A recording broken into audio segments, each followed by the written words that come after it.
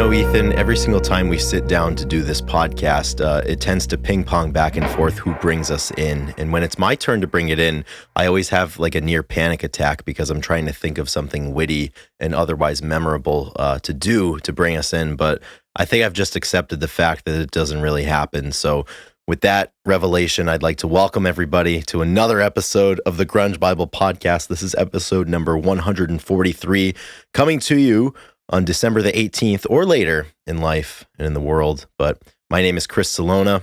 Ethan Shalloway, you are here with me. Ethan Shalloway, how are you? Amen to all of that. I am well, Chris. I am well. It is the Christmas season. It is upon us. Life's been busy. We're still hammering out podcasts for the people. We're hammering. No problem. And we are doing well. The cold open coming in, that's not even a cold open, just the intro, sometimes you get anxiety for no reason. Well, that's the thing, it's tough for, all of the listeners out there that really care which particular way I choose to bring us in here. So hopefully, I'm just being honest. I watched coverage of disc golf, the Pro Tour and whatnot on Joe Mez. There's probably some Joe Mez people out there. Hopefully. And, they commentate, and Nate Sexton, one of the pro guys, he always says hello and welcome. And I mean, I think it's more than just me in the group, but like it's really annoying because it's like hello and welcome. Hello. It's like the same exact thing every time. So I always think about that when I get into it. I'm like, I don't want to do the same thing because I know people like that cadence. Sometimes it gets annoying. Mm-hmm. Maybe people like it though. I don't know. There's some things that stick in a good way, some things that don't. Cherry pie. Yes, I am very intentional about the fact if there's one thing I don't want to become when it comes to my introductions here, I don't want to become a routine guy. I don't want to do, hello and welcome back to the Grunge Bible Podcast. Mm-hmm. I just don't want to. I don't want to stick to one particular thing. So I like to float around, and sometimes you have stuff, and other times you don't have stuff. But that's just the way that the things roll around here. Who's the king at it? Tony Kornheiser. Oh, Tony Kornheiser. If I could they lead in with like four different topics, like that they say like four, and then like, but before we get into that, and then they talk about the first one. It's genius. Mm-hmm. Every time it works. I'm like, damn, they get me pulled right in. There's just some sort of weird alchemy that's existing with everybody who does something that is on a schedule like that, and it's the same structure. Some people it works, the same one-liners and same things that become catchphrases or cadences, and some people it doesn't work, and I'm not one of those people. Like, it doesn't work for me. I know it. I don't listen to the podcast, but if I did, I'm sure I'd be even more critical. Although I did listen to last week's episode, the Uncle Buck episode. It slapped.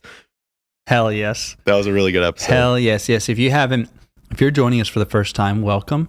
Happy to have you. Picked a great week. And you missed the great week. Last week was the one that you guys should go back and listen to. So if you are looking for another episode, we did a great episode on Uncle Buck to get us in the Christmas season. Exactly. Because it is a Christmas movie. Because it's a Christmas movie, yeah. Yeah. So for today's episode, we are going to kind of do our usual thing, talk about music, this day in music, Christmas music, a few do's and don'ts in the Christmas season, things we like, things we don't like. A couple things that are upsetting us, perhaps. Yeah, we're just going to go through just a typical Grunge Bible episode that happens to come out around Christmas. But before we do that, if you're looking for a way to support us, because we don't have any traditional ad reads in this program, it's all pretty much, as you know, the Patreon club that we have, Patreon support system. We have a $2, $5, and a $10 tier where you guys give us money and we give you the podcast and the page. It's a pretty straightforward deal as of right now. Sometimes, we want to do some other stuff. We do some giveaways for the Patreon. We've sent them some stuff. I mean, and we will do it again. And we will do it again. As they say, big things are coming. But until then, it's just generosity from you guys that keeps this thing running.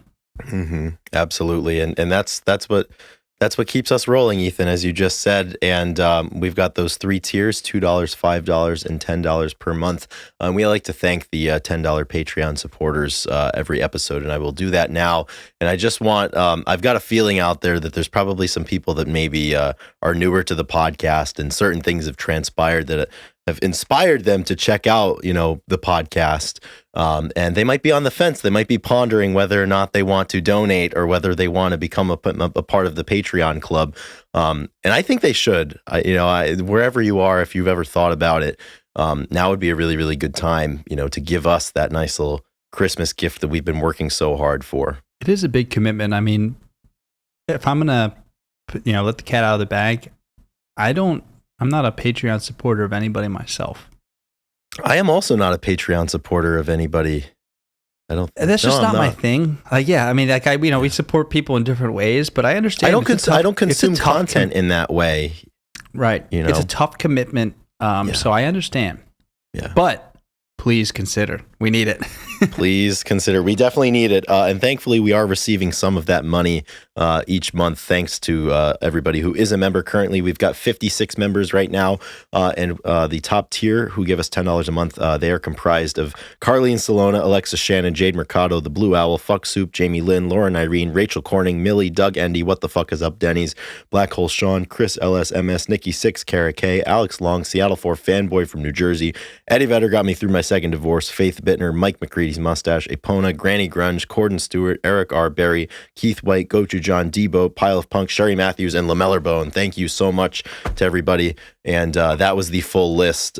Rachel Corning's furlough of not being mentioned is officially over. I figure Christmas is coming up soon, so we're getting that name back into the fold.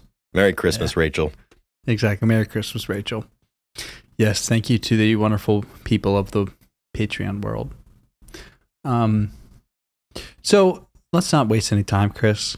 Let's get right to today in music, so then we can talk about some more Christmas-oriented stuff. Absolutely. So December 18th, across all of history, this is what we got for you. It's not that exciting. We've trawled the ocean floor for these dates and these events, and it's definitely a stronger lineup for the birthday department than the events department. And it's funny because last week, before we talked about it, I said this date kind of sucks, referring to December 11th a week ago.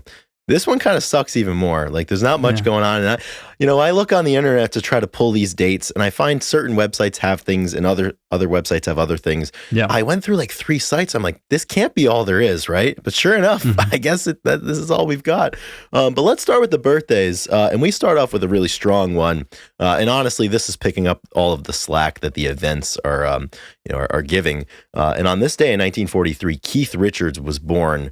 The king, the everlasting light, the man who won't die, the patron saint of open G guitar, bluesy shit. I love Keith Richards. I love everything that he's done. And I hope he has a happy birthday. Yeah, so he's turning 80, right? 80, the big 80, yeah. That's pretty amazing. Who would have thought? Not him. Not him. He's still performing, right? Still performing, yeah. The Charlie Watts, the drummer, passed away, I think, in 2022. But I believe everybody else who was comprising the Stones the last couple of years is still. I mean, him and Mick, obviously. That Charlie's passed on. I think Keith is the soul, and Mick's the heart. Are you a Stones guy? You a big Stones guy? No, not really. No. Yeah, my dad was not a Stones or Beatles guy, so I never listened to them growing up, and right. So it just was never. I always thought that they were. I mean, I like the Stones more than the Beatles, and they have some really good stuff. Goes without saying, right? Yeah. Give Me Shelter, love it. It's usually my favorite song. But it's crazy to think. So, if you remember on Thanksgiving, the Cowboys had a halftime show, and Dolly Parton played, and she's 77. And she just stood there. It's crazy to think that people above 75 are still touring and playing music and. It is, it's mind blowing. Just picture your grandparents. My grandfather's 7 years older than Keith Richards is now. But I remember when he was in his 70s and when he turned 80. And I don't know how you sustain that type of precise dexterity to play instruments. That too. I think it was. I think there was an interview at some point with Mark Knopfler from Dire Straits, and that was something that he was talking about because he's got to be in his mid to late 70s now, and it's just got to be challenging. And Clapton has said this too. Keith, I just don't know how they do it. I mean, it's very impressive, like, Dolly Parton doing the halftime show and still being able to perform and whatnot. But when you add that extra component of playing an instrument, like I think of like James Taylor or somebody like that, anybody who's of that age from that era, it's really cool. I'm not going to be able to do the things that I'm doing now in my, when I turn 80 or in my late 70s. And I sure as shit hope I'm not doing the Grunge Bible podcast. So yeah, I good mean, for it's Keith. like when I decided to continue athletics, it's like athletics are body very, very defined line. Like it's gonna be hard to go past 40 for super Right. competitive stuff. And then the music, like Unless you're Adam Nelson. yeah, like or Tom Brady. I mean, Tom Brady. there's people like that. Yeah, I mean, 50s and 60s are like so good for singer songwriters and stuff, and it's a long career. They can be. Well, I think it's Springsteen first and foremost. I mean, I think he's 74 now or somewhere around there. And I mean, he still plays 3 hours, 3 hours when he's out there, and he's running up and down as best he can in his mid 70s, and he still sounds great. And it's just the energy and the fact that there's still maybe a desire there, or they've gotten so good at feigning that desire. It's very, very impressive. So Keith Richards still ticking. They put out an album like a couple of months ago. Evidently it was like critically acclaimed as the best Stones album since some of the stuff they did in like the early 80s. And I haven't gotten around to listening to it. But I don't know, maybe I should. Anyways, moving on. In 3 years, moving on 3 years in the future, 1946, Alex, and like, get my pronunciation right, Chris? Is it Ligertwood? Ligertwood? Yeah. Alex Ligertwood of Santana was born. Ligertwood? Alex Ligertwood? Yeah. I believe so. So he is a few years younger, but I think that, I looked up some pictures. I think he's still playing at the old age as well. So nice. That's huge. What do you think of Santana, Chris? I mean, it's Santana, right? I mean, they're important. I never wake up in the morning for Santana, and then for the person who we're about to say, the band that they were in. I don't listen to these bands really. It's different. Yeah. Shit. What? I didn't realize that. I thought he played along with Santana. No, he did. I made a reference to the person that we're going to say next too. Like these two bands, I don't really listen to them. Yes. Okay. Yeah. Scratch that. I was very confused. I didn't clearly articulate that. I made another verbal typo. Another verbal typo. Check that one off the bingo card. Yeah, I don't know. Santana, they're great. But what do you think about Santana? Yeah, I always think, pretty electric people. I mean, he shows up in the most random places, and he's played Carlos, with some of our favorite, I don't know, what do you call them? Hybrids and stuff. And yeah, I used to love, what is it? Something in the Night. What was the Rig song that came out like 12 years ago? In the Dead of the Night. No. Is this the one with Kroger? Yeah. Yeah. I don't remember. I think it was just called Into the Night.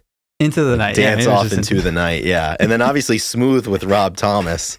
I mean, that was the standard bearer of the late 90s.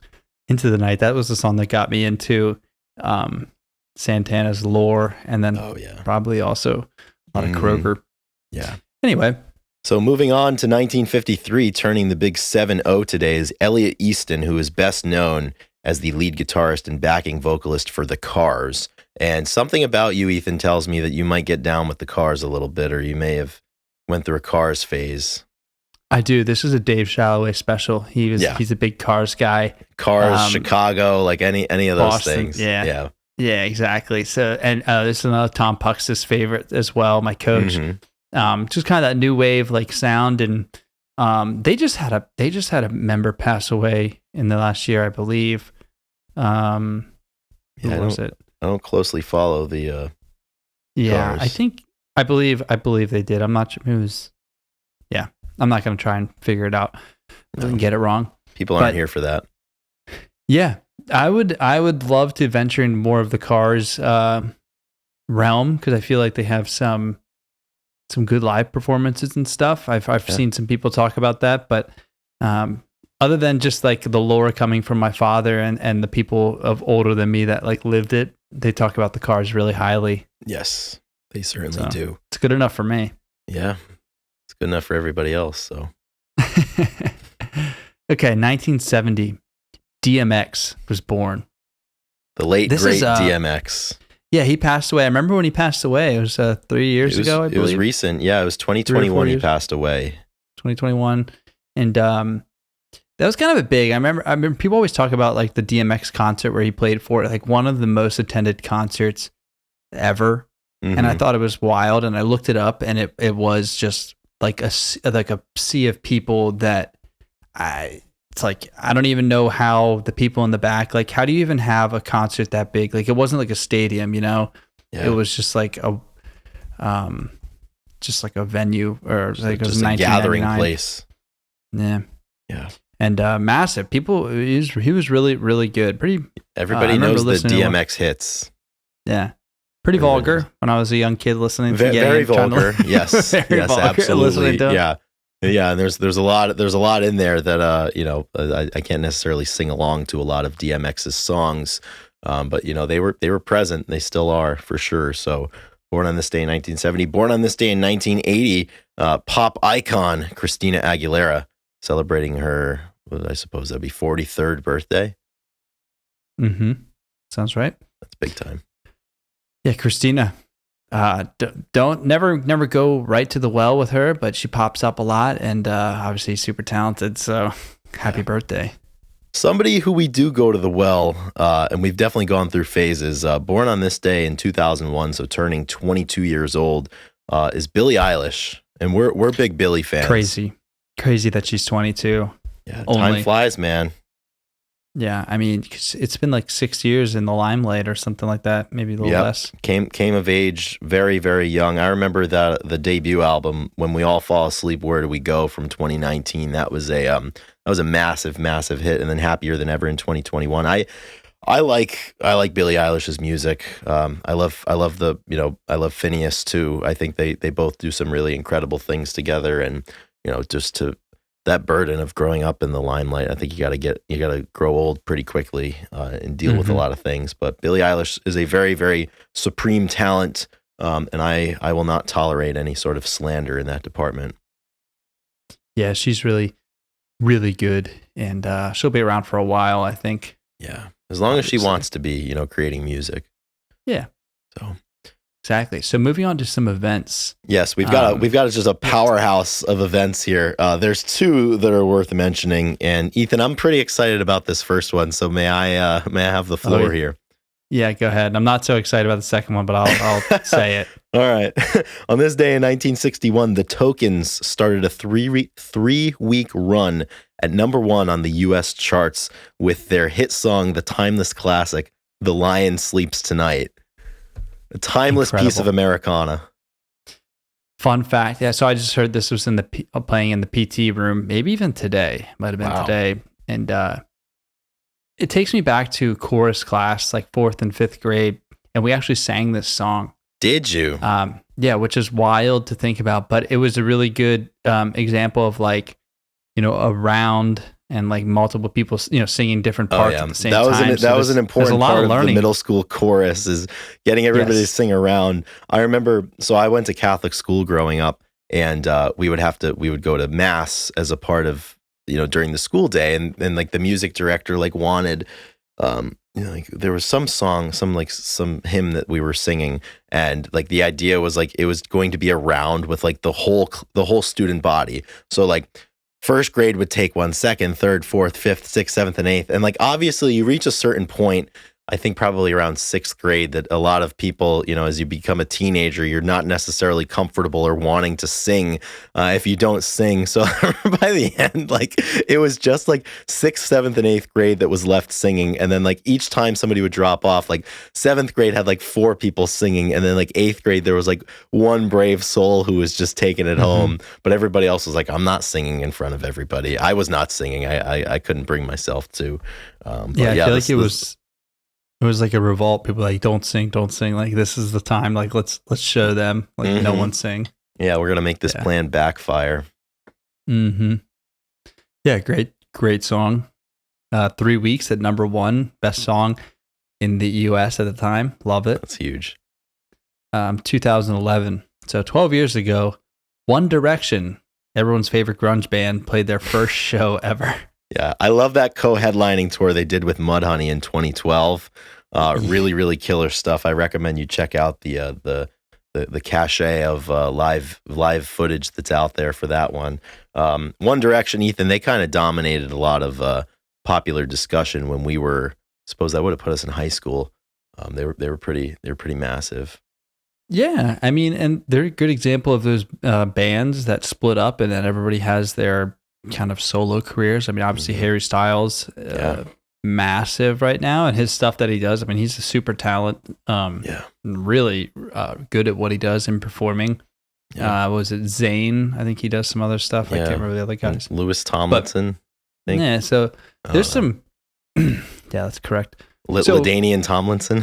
Yeah, LT. LT, baby. So it's cool. It's cool to see that when bands like do something and then they break off and everybody has their own separate careers that are probably bigger than, I mean, at least Harry's is definitely a much bigger stand than the One Direction stint, but yeah, for sure.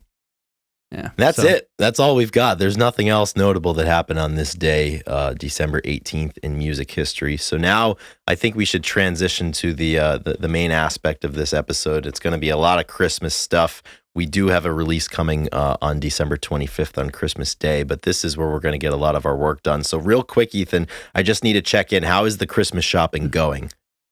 Or is it going? It is not going yet. It's not going. I've had plans and aspirations the last 2 weeks, 3 weeks to get it done. We always do. This is the year, this is the year. I'm going to get out there. I'm going to do it in person. But I have stuff I want to buy online. I've had anxiety has not allowed me to purchase items. And so I have none done. And happens every year. So I got a lot of work to do. I really want to make this Christmas special, buy some good presents. Yeah. So yeah. How about you, Chris? How is your shopping going? Well, if you asked me at this time yesterday, the answer would have been the same as yours. But last night, I dipped my feet into the water a little bit from the comfort of my own home, and I checked off a good amount of the things that I needed to purchase, or that I could purchase from the internet. So I've mentally completed like 75% of my shopping. Like I know what I'm getting. It's just a matter of doing it. And actually, after we record, I'm going to go out and get some more of it done. Here today's the 13th of December, so kind of in line with what I normally do. But yeah, we're getting there a little bit. But it's tough. I mean, it's I always struggle to figure out what do I get people, especially the people I've been buying for years now. There's only so many cardigans that like you can get your grandmother. And how many World War II books can you get for your old man or your papa. But nevertheless, the beat goes on. So are you a believer in the Christmas list? Do you have a list of stuff you want, or do you ask people what they want, or how do you operate? No, not usually. I try to be creative. This year I haven't been creative. I've had to solicit some lists from people. Some gift cards. Yeah, I mean, it depends. Like if you're in my inner circle, you're not getting a gift card. Like that's just that would be detrimental to I think how people would view my character. But there's people that are kind of like on the periphery. Like it's like the nut button meme, like gift card, But they're going to use it, so it's fine. Starbucks, Dunkin'. Exactly. Yeah, just hammer it away. Just hammer those Amazon gift cards or something, or just the local restaurant that they go to. But it's always a mix. This year, it's probably 50-50. Like I've got ideas for people, and other people I'm like shit. Like I just like don't know what to get. And as for myself, like I hate giving my own list to people because like I don't have a list. Like I don't really need or want anything. But nevertheless, it's always stuff that I could use, I guess. I don't know. Yeah, I'm like the same thing. Like people are like, yes, my mom and dad are like send us a list, and I'm like, you go to write down the list, and I'm like, I don't want. Mom, I'm 29. Like I don't need you buy. Like I don't want you. You don't need to buy me clothes. You don't need to buy. Like I should buy this stuff. So I can't write down a list. I'm so bad at it. Like they want a birthday list. I can never get them a birthday list in time. Mm-hmm. Like I'd rather just like, but they want to get stuff that I need, but like, right. I don't know what I need. I don't know what I need until I need it. And then when I need it, it's not Christmas time. Yeah. Like last year, my dad got us all, coat racks. Maybe that was 2 years ago. Yeah. It was 2 years ago. I remember that. Exactly. Amish made coat racks, and like, We all got one. I was like, I didn't know I needed this, but I did. Thank you. Like this is the present that I wanted. Exactly.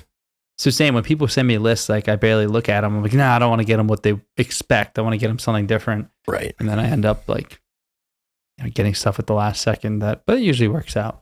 Yeah. Speaking of that, do you have, I imagine at some point in your life, you've received some music related Christmas gifts around the holidays. Do any in particular kind of stand out to you?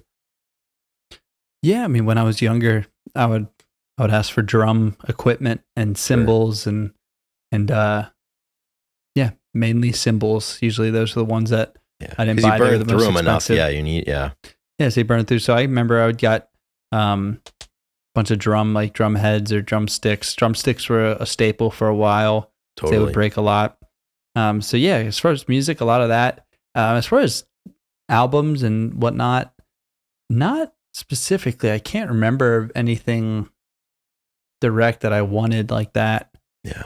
So how about you? Sounds like you have something. There's two that stand out. One of my favorite stories that I think explains a lot about the person that I am today. Christmas 2005, in my stocking, I received a CD copy of All the Right Reasons by Nickelback, which was the first album that I owned. And obviously, I think that just set the course for everything. That's what really got me into grunge. With Nickelback's place in the grunge scene, that really kind of sparked things. And then I was able to move from Nickelback into a lot of bands that Nickelback inspired, obviously, and then later on came Pearl Jam and Alice in Chains and Soundgarden and Nirvana too, off of just how inspiring that record was for a lot of those musicians at the time. So that was a big one. And then Christmas 08, I think it was 2008. I got a guitar. I wanted to learn how to play guitar. So I got like a Fender, not a Fender, a Squier Strat in the patented Starburst pattern. I took one lesson and that was it. And then I sold it some years later and I bought an acoustic guitar with the money from the Craigslist sale that I did. To this day, still the only Craigslist sale that I've ever done in my life.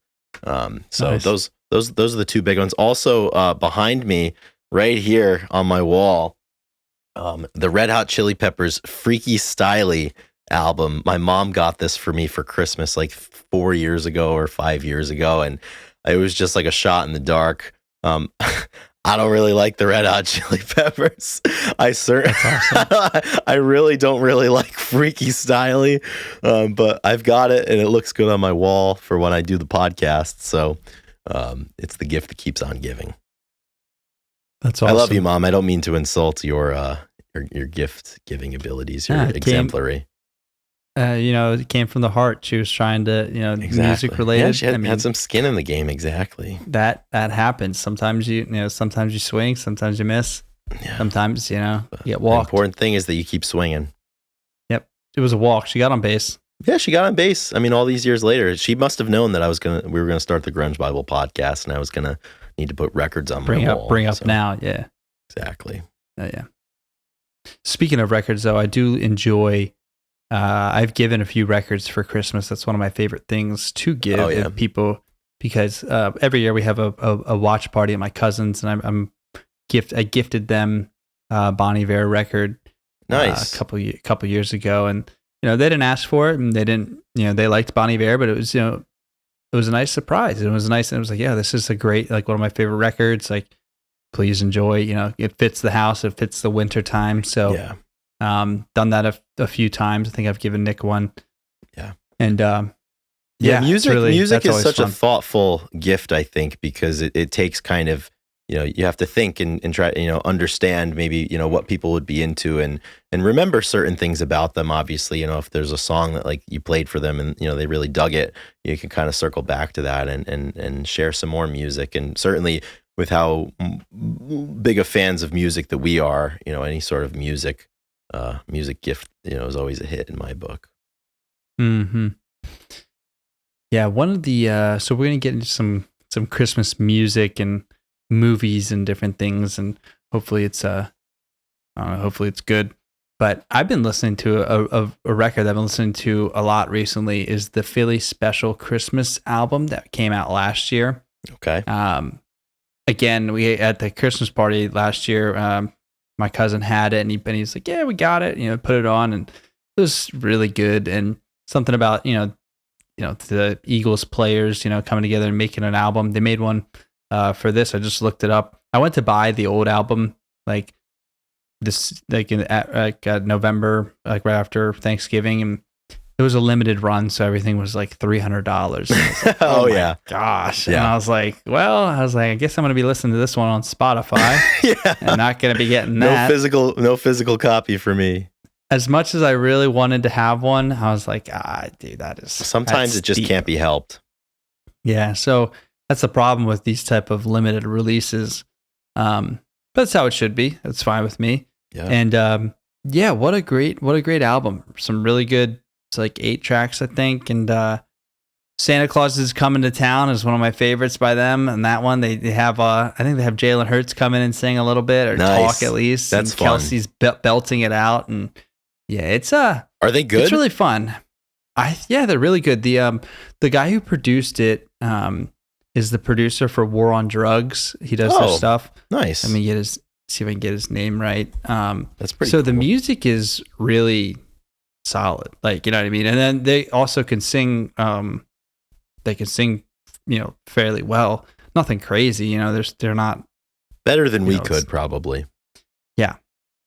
But yeah, it was produced by Charlie Hall, the drummer for the band War on Drugs, who we like a lot. I mean, I like a lot, and so the music is really, really solid. Sweet. Yeah, have you listened to it much? White Christmas is the one where they Mylotta does the like the high pitch.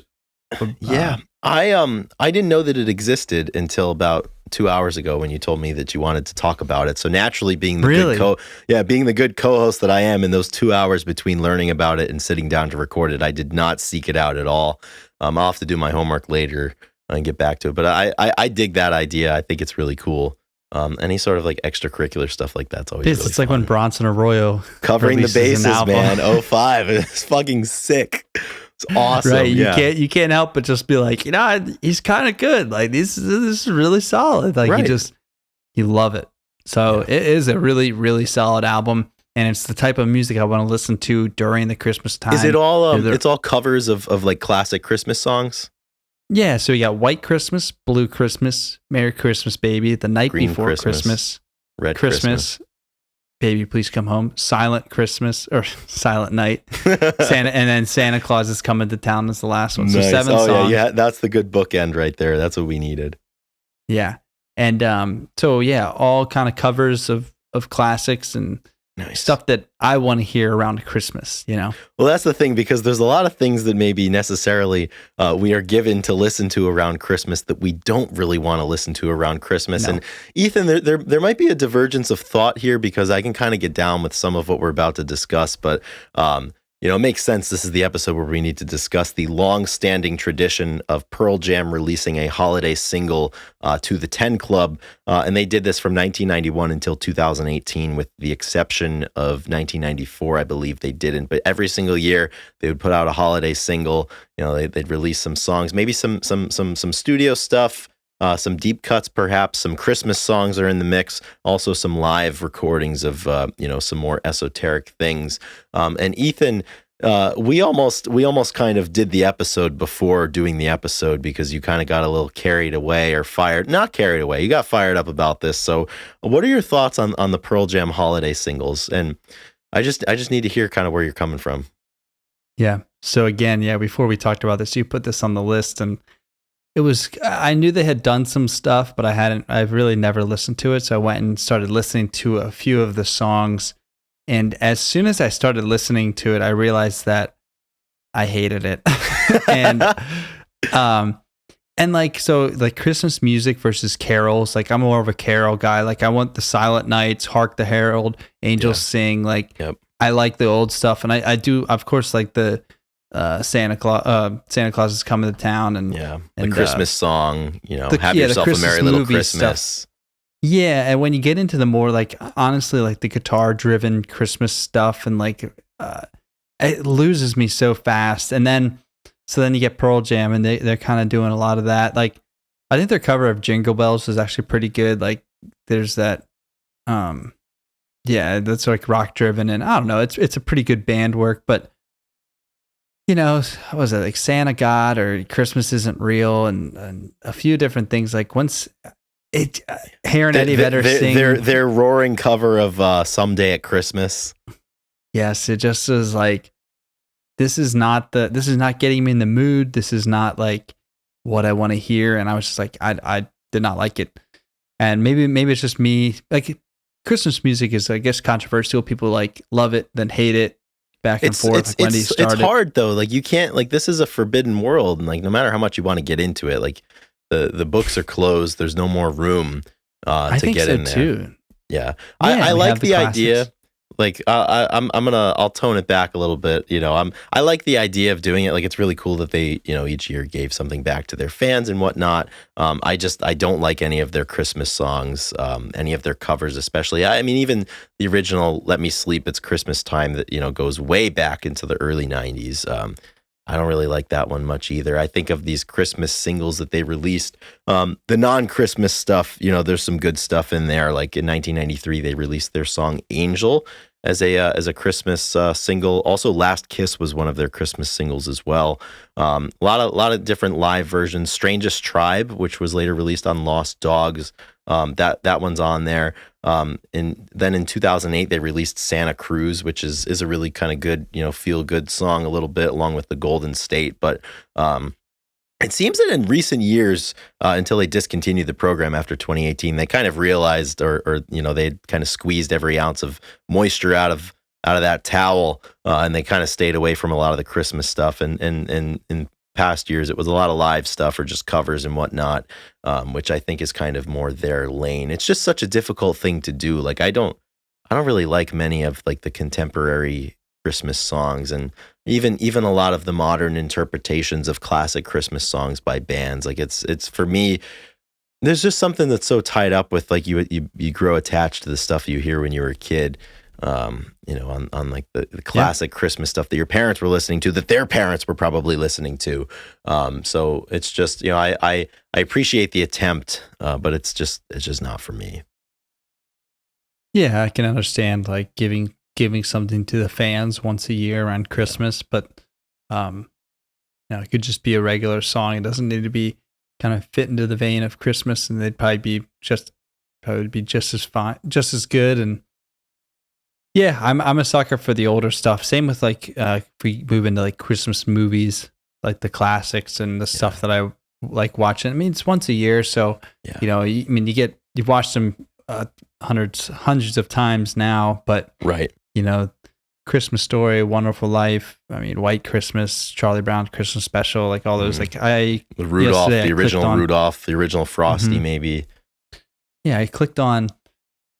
There was a movie on Apple TV, and it was Will Ferrell and Ryan Reynolds called Spirited, and it was like, you know, goes to Christmas, present, past, and future, and it was like Will Ferrell, this young teenage boy, and the Grim Reaper as like played like you couldn't see. It's like it was like a rapper voice or whatever, like he was like from the ghetto, and they were gonna, like, I'm assuming, help Ryan Reynolds, like, you know, see the joy in Christmas. And I watched. I'm taking you didn't watch it, did you? No, I put it on and I put it on in the background. I was like, what the hell is, I was like, I'm not going to subject myself to this. I was like, I thought Will Ferrell, Ryan Reynolds, like maybe we'll get something good, but I didn't even want to try to get into like how it's like corporate Christmas and the new Christmas. I don't know, it was not going to be for me. And I was like, I'm not going to waste my time. Yeah. There's only 2 Christmas movies from the 21st century that I like. Just because I don't care to explore more, and certainly if that's the type of stuff they're putting out, I really don't want to explore more. But for me, Elf is a big one. My mom loves Elf, so like we'll watch it at the holidays, and that's always really fun. And then I also have a personal tradition. I love watching Love Actually, which I think turns 20 years old this Christmas season. That's a good one. That's a really good one. Tonight might be the night, Ethan. I'm running out of pre-Christmas days sitting here on the 13th. I've got to watch that one. I've got to watch the Rudolph the Red-Nosed Reindeer, the original one from the 60s. But there's just something about art. A Year Without Santa Claus. I don't even know what that is. That has Heat Miser and is that one? Okay, yeah, I believe so. I don't know. I'm not sure. I mean, you know me with movies. I don't know anything. I mean, I just watched Uncle Buck for the first time, and I just watched Planes, Trains, and Automobiles a couple of nights ago for the first time. So, you know, I'm not the person to have a conversation with about a lot of these things. Yeah, I know. How was Planes, Trains, and Automobiles, by the way? It was good. I mean, it's no Uncle Buck. I'll say that. I liked Uncle Buck more. It was funny. It was really funny though. So I'm kind of in like the John Candy era a little bit here, and Steve Martin was great in that one as well. So I'm glad that I watched it. I don't think it's going to become a traditional watch for me around. Well, I suppose it's a Thanksgiving movie. You know, they're trying to get home for Thanksgiving. But yeah, the end kind of shook me up a little bit in the same fashion that the ending of Uncle Buck shook me up a little bit. Like the realization that John Candy's character's wife had passed away, and he wasn't trying to get home. And it's just, you know, he doesn't have a home, and he was lonely around Thanksgiving. So that kind of tugged at the heartstrings a little bit. I've been on an emotional roller coaster ride the last couple of weeks with all these revelations here. So that was a good one that I needed. Good. I'm glad you got to. I was gonna attempt to watch that last night as well, so I could be on the same page again, but wasn't able to. Yeah. That's all right. Going back to the Pearl Jam holiday singles, I'm pretty certain that I know what your answer is not going to be for this question that I want to ask you, but if you could pick any band, you know, kind of from like the grunge 90s-ish scene to put out a Christmas album, who would you choose? This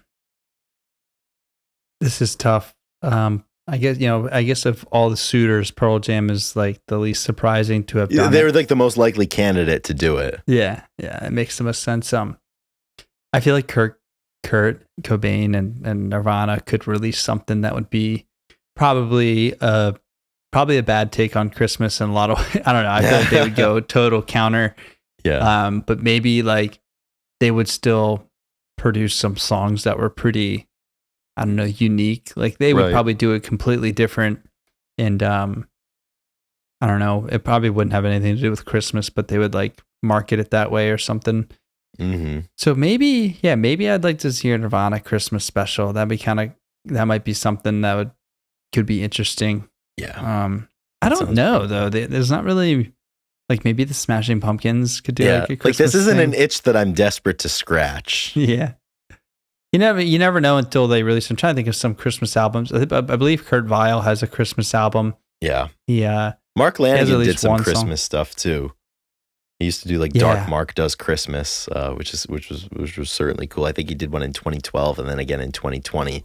But you know, there's one of those things like you never know until you're listening to it, kind of how you're going to receive it. Scott Weiland did a Christmas album, and I thought it was really, really tasteful. But he had just kind of like the perfect vocal presence to do something like that, and it wasn't, you know, rock oriented or anything. It was kind of, you know, it was his interpretation of those classics in the classic style, which is something that I'm definitely more amenable to. You know, as much as I would appreciate, you know, a Soundgarden, you know, Christmas album or something, there's just something about, like you said, like the guitar driven stuff that like doesn't lend itself well to a lot of these classic songs that were written, you know, how people used to write songs, you know, 100 years ago or even longer ago than that. So, yeah, I don't know. Yeah, definitely. Like, I mean, when I think about Christmas music, it's more delicate and more, you know. So no Buzz Osborne. Probably no Buzz Osborne. King Buzzo does chestnuts Christmas. Roasting on the open fire. It's cold, you know, cold outside, and a little bit more like winter cabin type stuff, you know. Yeah.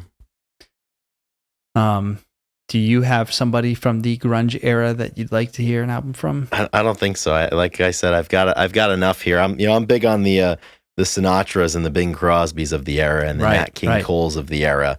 And there's a lot of contemporary stuff. Like my two least favorite Christmas songs, which unfortunately I think at this point have become classics, but I fucking hate Dominic the Donkey, and I fucking hate even more Grandma Got Run Over by a Reindeer. Yeah. I hate those songs. Yeah, I'm with you on those. Those two Yeah. Those two don't have a place in the house. Well, even like when like contemporary bands or modern bands like release originals that are Christmas songs, I don't really think of them at Christmas as Christmas songs. So like the Wonder Years have a song called Christmas at 22, which is kind of like based around like being at home for the holidays, like for the first time after high school, and like reconnecting with all of your friends that you haven't seen in a while, and making your way through the world. And it's technically a Christmas song, but I'll listen to it all throughout the year, and I like it a lot, but it just doesn't occupy that space. Like I'd feel weird about putting it on a Christmas playlist. Yeah, very true. Like my Christmas playlist is a sacred space. Yep, I agree with that. Like I said, I'm more of a carol guy. Like Silent Night and stuff. If I'm Did you ever go caroling as a child, like door to door type thing? I did, yeah. Nice. I never got the chance. That's a dying art, man. I love it. I mean, I haven't done it in years, and I think people still do it. It's kind of, but people think that it's really weird, but it's kind of keeps the spirit of Christmas alive. And I don't know, people would get really annoyed by it too, but yeah. And it is, I mean, I'm not a very good singer, but I'm not either. It's kind of a cool thought. I mean, you just don't get another time to do something like that. Yeah, there's no other opportunity to do something like that. No. Imagine caroling in July. I think we should. It's like trick or treating almost. It's funny. Halloween and Christmas have like a lot of parallels too, because the two holidays that have like music attached to it, they have like caroling and trick or treating. You have the movies. There's a ton of movies to watch during both season. Right. Not many other holidays that have like all of that. No, they're definitely the outliers, which make them fun. Exactly. That's what we're here for. So a couple more things. You've got your Christmas traveling all squared away, huh? Yeah. If you guys are listening to this, I will be in Pennsylvania, but I'm when we record this, I'm on the eve of traveling. So yeah, I'll be driving back the next 2 days, which is always fun. It feels right to drive. Well, I guess flying home for Christmas. That's at all the movies, but I'm excited to be driving. Yeah, driving cold weather drives hit different, Yeah, I like. Never know when the heat's gonna go out. Exactly, you got to play that game, man. I haven't been on a good drive behind the wheel alone in quite a while, so I'll have to put one of those into my schedule at some point, because we obviously had our run to Charleston last month, but that was a little different. Yeah, very. It was very different. But yeah, so I got the Christmas travel coming up. I like that a part of the season. I like going, trying to get home. That's like what a lot of movies are based on too. It's like the hustle and bustle of getting home for the holiday. Absolutely. And then you get in the door, and there's just like that kind of calm that comes over you, I suppose, if you like your family. Yes. I'll tell you, like having lived away from home for five Christmases, I think, when I was in school, and a couple of years afterwards, I don't miss having to travel for the holidays. That's one thing. Like some of my friends are like, oh, like you want to go on a trip over Christmas break, or like you want to like go on a cruise or something. I'm like, nope. I was like, I'm not like, I don't roll on the holidays. Like I've done enough of that. I've had my fill. So until what do the you time think about, I say, what do you think about the snowbirds and the people going to Florida for Christmas and the warm weather Christmas? I don't like it, man. I like some cold weather. Either, man. I don't hate snow. I especially like I've been jonesing for a white Christmas. I haven't had one in probably 10, 15 years or so. But problem is it doesn't get quite cold enough anymore around December for it to snow really around here anymore. So. Sure, it does. Anything, I feel like I've had snow the last. I live like 500 miles away from you, I think, give or take. Yeah, but I haven't had snow. I would remember, and if I wouldn't remember, Ethan, my papa would remember. He's right. He's the weather guy.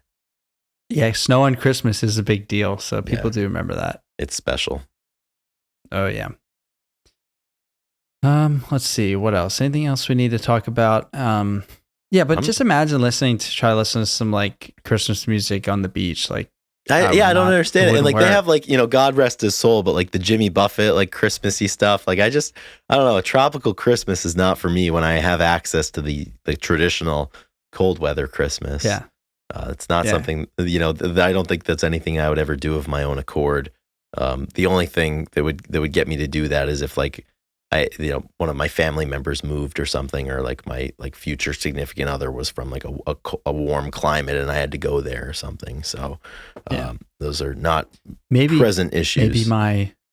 Maybe my views will change and when I get older and wanting to travel around Christmas, but like I'd rather just be around people that I know and want to be around and all, that whole and your situation. families are where they are, Yeah. So exactly. That's fantastic. All right. I believe that should wrap it up, Chris. I think before we start rambling, is there anything else that we don't need? Well, we do have to make a very special. We probably should have done this at the beginning, but this is for the people that really pay attention. But there's one more birthday that's not on the 18th, but it's coming up between the time we're recording and then the time this episode comes out. But we would like to wish a very happy birthday to the one and only Drew McFadden. He is the blood that runs through the veins and the arteries and the capillaries of the Grunge Bible podcast. Without him, none of this would exist. And I'm really pumped up. I'm pumped up for Drew's birthday. Yes, Drew is I guess he's probably turning 29 like me. Y'all getting old. Man, happy birthday, Drew. Yeah, we love you so much. Love you, Drew. And he's one day before my little brother's birthday, so it's always so easy for me to remember his birthday as well. Yeah. So thank you for that, Drew. And hopefully he has a wonderful birthday and Christmas. I don't think he's going to be able to come home. He's going to stay in California. Yeah. I think. Damn. But that's how it goes sometimes. What are you going to do? Christmas in Cali. Yeah. On the beach. But that fits him. I feel like he would, if he was in this conversation, he'd be like, actually, I love. He's like, well, until you've experienced one in the warm climate, I love a good hot chocolate on the beach. Yeah, that would definitely be a Drew thing for sure. All right, so the final thing, if you're still here, thank you very much. Now we're going to do the songs of the week. We're going to give you guys a song to listen to. Chris, do you have one off the top of your head? Yeah, I do actually. So sitting here, today's the 13th, as we've mentioned. For some reason, I don't really know why, but I woke up this morning and I posted a Beastie Boys song. I posted Sure Shot, and I posted it, and I was like, I don't really know what to post today. Like in the comments below, like please, like just give me suggestions on something to post. And Jason T. Sullivan commented, he said, oh man, an entire day of the Beastie Boys would be fantastic. So that's what we're doing. I've got like 5 or 6 Beastie Boys posts out today. We're letting it rip. So it's only fitting that my song of the week is going to be a Beastie Boys song. And I'm going to pick Rhymin' and Stealin'. I think, I forget what album it's off of, but it's classic Beastie Boys. I think it's from the 80s that one came out, but that's going to be my song of the week. I'm not a Beastie Boys guy really, but it feels right today. Like I'm getting into them today. I listened to them for most of the morning while I was working, sitting here. So that's going to be my song of the week. Do you have something off the top of your mind? I do. Yeah. I remember Beastie Boys. It was one of our original midnight specials that we posted. I think so. And, it did super well because they're pretty adjacent, in ways to the time and place. And, they did awesome. So people love some Beastie Boys content. For my song, I mentioned it earlier, but I'm going to go with Kurt Vile's Must Be Santa. And it came out last year, or the beginning, I guess maybe the beginning of 2023.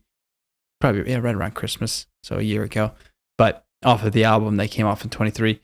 And just a great song. Kind of has like the piano bass and has a younger voice to it, like Must Be Santa, and nice. It's really good, really solid, and I can deal with it. So, hell yeah, my Christmas special song. That's awesome. I like that. Nice. So we got 2 sides of the coin there for our songs of the week. Absolutely. So that wraps it up. We'll be back next week for a small, quick episode. Pretty much just going to be saying Merry Christmas, Happy New Year. So look forward to that. And then we're going to hit 2024 running. Pretty excited about that. Oh, yeah, well. Me too. I've got a good feeling about next week. I feel like next week there's a chance that we might have another edition of original poetry from Grunge Bible.